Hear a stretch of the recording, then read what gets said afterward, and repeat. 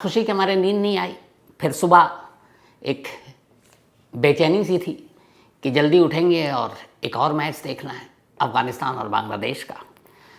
तो रात खुशी की शुरुआत हुई और सुबह दिन होते होते 11 बजते बजते उस खुशी को उसकी मंजिल मिली। उधर हमने नवंबर 2023 Ahmedabad Narendra Modi stadium world cup का फाइनल, ऑस्ट्रेलिया के हाथों हार, उसका बदला लिया। और वो एक ट्रेविस हेड जिसकी वजह से हम फाइनल हारे थे, और वही हेड फिर से कल से बैटिंग करके, और लग रहा था एक वक्त की मैच हाथ से निकल जाएगा, लेकिन इंडिया ने ऑस्ट्रेलिया को हराया। हालांकि इसको बदला नहीं कहेंगे क्योंकि वो फाइनल था, पर यह भी इम्पोर्टेंट मैच था। तो हम मैच जीते और कमाल हिटमैन हमारे रोहित शर्मा, क्या बैटिंग की कल, क्या छक्के मारे। एक तो छत पर जाकर गई और रवि शास्त्री कमेंट्री कर रहे थे, उन्होंने कहा आवाज़ आई गेंद की छत पर जाने की, टक टक टक। तो पहला मैच इंडिया ने ऑस्ट्रेलिया को हराया। अब ऑस्ट्रेलिया के सामने ये था कि अफ़गानिस्तान अगर बांग्लादेश को हरा देती है तो ऑस्ट्रेलिया बाहर। तो ऑस्ट्रेलिया वाले दुआ मांग रहे थे कि बांग्लादेश जीत जाए। पूरी ऑस्ट्रेलिया बांग्लादेश के सपोर्ट में थी, लेकिन हम सारे हिंदुस्तानी भारतीय शुरू से ही अफ़गान को सपोर्ट करते हैं और हम सब चाहते थे कि अफ़गानिस्तान जीते। और सुबह क्या मैच हुआ। इंडिया ने 119 न्यूयॉर्क में उस मैच को डिफेंड किया था पाकिस्तान के ख़िलाफ़, तो शायद अफ़गानिस्तान को भी ये यकीन था कि 115-16 भी हम डिफेंड कर सकते हैं, और वही हुआ। बांग्लादेश के ख़िलाफ़ एक नज़दीकी मुकाबले में अफ़गानिस्तान जीती और पहली बार किसी आईसीसी इवेंट में सेमीज़ में उसने अपनी जगह बनाई। यह Afghanistan cricket, Afghanistan cricket board, Afghanistani cricketer और पूरे अफ़गानिस्तान के लिए एक न भूलने वाला पल है। अफ़गानिस्तान जैसी एक टीम का इस तरीके से इतना ऊपर और लगातार अच्छा परफॉर्म करना, ऐसा नहीं कि कोई तुक्का था। ऑस्ट्रेलिया से पहले न्यूजीलैंड को भी इसी अफ़गानिस्तान ने हराया था।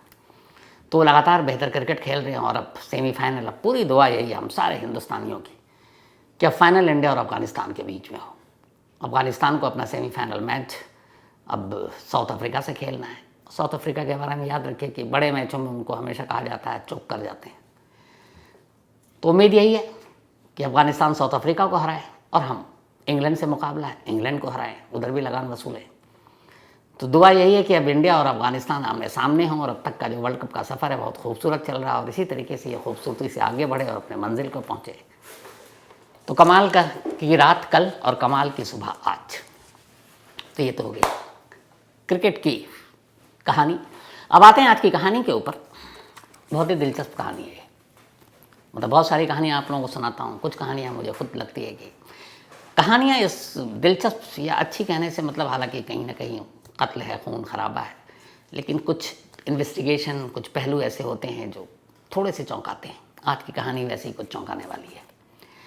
कहानी 8 जून की है, शुरू होती है उस दिन सैटरडे था 8 जून को।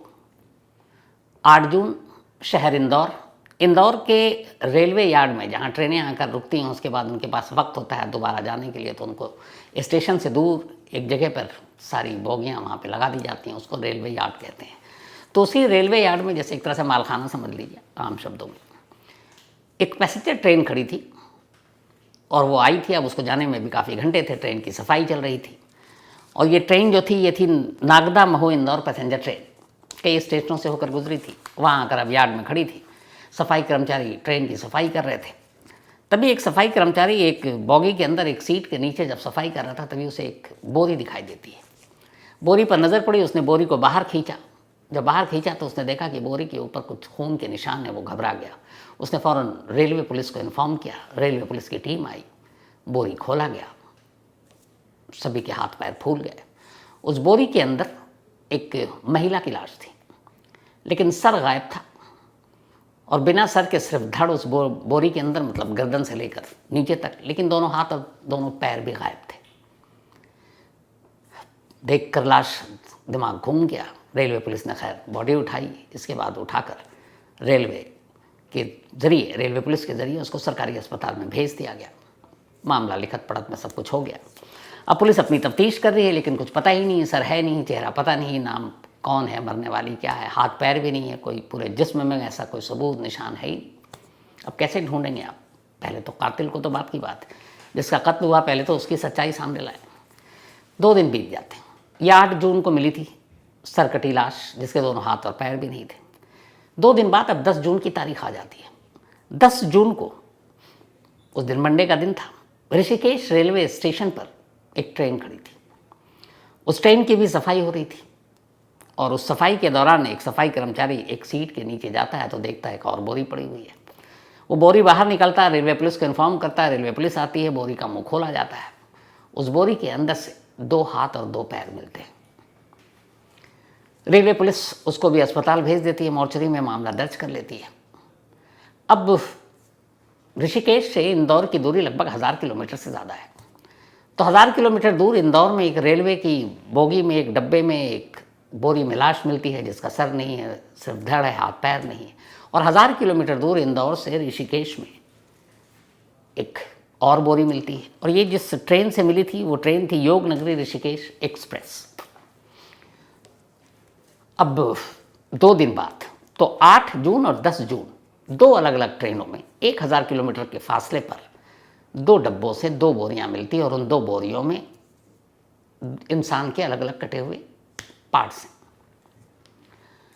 अब ऋषिकेश वालों को पता नहीं कि 2 दिन पहले इंदौर में भी ऐसा ही कुछ कोई बोरी मिली है, कोई लाश मिली है।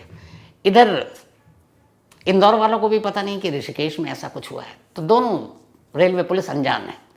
लेकिन अब ये हुआ कि तफ्तीश तो करनी है, तो रेलवे पुलिस के ज़रिए इन्फॉर्म किया गया कि भाई यहाँ पे एक ऐसी ऐसी बोरी मिली है। ये सूचना किसी तरह घूमते घूमते ऋषिकेश से इंदौर तक पहुँचती है। तब इंदौर वाले कहते हैं अरे हमारे यहाँ भी एक बोरी मिली है। यहाँ कहा जाता है ऋषिकेश में कि जो बोरी में लाश मिली उसके सिर्फ 2 हाथ है और 2 पैर हैं। तो वहाँ इंदौर वाले कहते हैं कि हमें जो लाश के टुकड़े मिले उसमें हाथ और पैर ही नहीं है, बाकी सब कुछ है। अब ये हुआ कि शायद एक ही लाश के ये अलग अलग टुकड़े हैं। तो अब सारी चीज़ों को एक ही जगह पे रखा गया केस। अब पता चला कि हाँ ये एक ही लाश के अलग अलग टुकड़े हैं। धड़ मिलता है वहाँ और बाकी चीज़ें जो है सर और हाथ पैर वो ऋषिकेश में। अब रेलवे पुलिस ने मामला दर्ज किया। इसके बाद पुलिस को मामला सौंप दिया गया, तफ्तीश शुरू हुई। अब इस तफ्तीश का सबसे पेचीदा चीज़ ये थी कि इसकी जांच करें कैसे, कौन है पहले तो मरने वाली, और 1000 किलोमीटर का फासला है, कहाँ से आई और ये ट्रेन जो है इसमें कहाँ से चली, वो कहाँ जाना था उसे, ये सब पता करना था। तो जो पहली चीज़ पता चली वो ये कि ये जो ट्रेन आई थी ऋषिकेश में, योग नगरी ऋषिकेश एक्सप्रेस, ये इंदौर तो नहीं उज्जैन जाती थी। तब एक लाश के टुकड़े उज्जैन से अगर वो ट्रेन चलती है और ऋषिकेश पहुंचती है तो इंदौर तो उसमें शामिल नहीं है। लेकिन जो दूसरी बोरी मिलती है वो इंदौर पर मिलती है। अब लाश के टुकड़ों को एक जगह अगर जोड़ा जाए तो दोनों एक ही मिलते हैं कि लाश के टुकड़े तो एक ही शख्स के हैं। तो फिर ये कनेक्शन नहीं बैठ रहा ट्रेन का।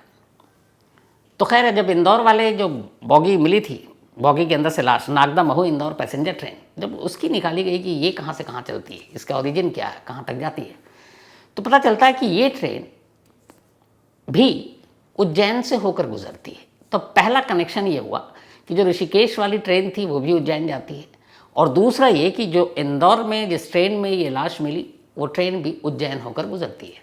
बस यही एक कनेक्शन। अब इस कनेक्शन के सहारे पुलिस को मामले की तफ्तीश करनी थी। पुलिस ने अपनी तफ्तीश शुरू की। ध्यान से देखा गया तो उस लाश के हाथ पर एक टैटू बना हुआ था। टैटू क्या, उस पर 2 नाम लिखे हुए थे।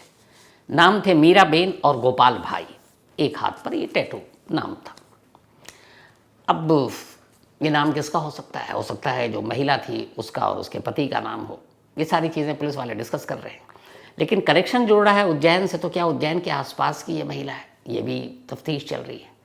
तभी कुछ पुलिस वालों ने बताया, जो वहीं एमपी के पुलिस वाले थे, कि साहब हमारे उज्जैन के आसपास के कुछ इलाकों में ऐसी एक प्रथा है कुछ जातियों में, जहाँ महिलाएं अपने हाथ पर अपने भाई का नाम गुदवाती हैं अपने साथ, पति पत्नी का नहीं।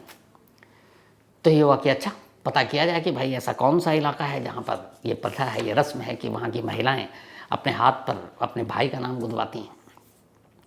तो अब इसका मतलब ये हुआ कि जो मीराबेन है ये मरने वाली महिला का नाम है, और जो गोपाल भाई लिखा हुआ है इसका मतलब वो उसका भाई होगा। अब पुलिस ने उन बस्तियों को की तलाश शुरू कर दी, और ये जो एग्जैक्ट इलाका था ये मध्य प्रदेश और गुजरात के बॉर्डर पर है, जहाँ की कुछ बस्तियों में ये चलन था कि वो हाथ पे इस तरह से अपने भाई का नाम गुदवाती हैं, हर महिलाएं, लड़कियाँ। तो पुलिस की टीम उस बॉर्डर के पास पहुँचती है। वहाँ जाकर उस इलाके में अलग अलग घरों में पूछताछ होती है। ये पूछा जाता है कि भाई कोई यहाँ से मिसिंग तो नहीं है, गायब तो नहीं है। काफ़ी कोशिश के बाद आखिरकार पुलिस को कामयाबी मिलती है। एक शख्स सामने आता है और वो बताता है कि उसकी जो वाइफ है वो पिछले कुछ वक्त से गायब है, और उसने बताया कि 6 जून को उसकी वाइफ से उसका झगड़ा हुआ। झगड़े के बाद बीवी गुस्से में घर से निकल गई। उसे लगा लौट आएगी, वो आई नहीं, तो फिर उसने उसे इधर उधर ढूंढा। जब नहीं आई तो 7 जून को उसने पुलिस में उसकी गुमशुदगी की रिपोर्ट लिखा दी। इधर 8 जून को पहली बार लाश के टुकड़े इंदौर में मिलते हैं और 10 जून को ऋषिकेश में। वो 7 जून को रिपोर्ट लिखाता है, माने इसके 3 दिन के बाद सब कुछ होता है। अब उस बंदे से कम मरने वाले की शिनाख्त हो गई कि चलो ये एक मीरा बेन है जो इस MP और गुजरात बॉर्डर पर रहती है, शादीशुदा है, उसका पति है। पुलिस ने उससे पूछताछ की तो पता चला कि नहीं, पुलिस उसकी गुमशुदगी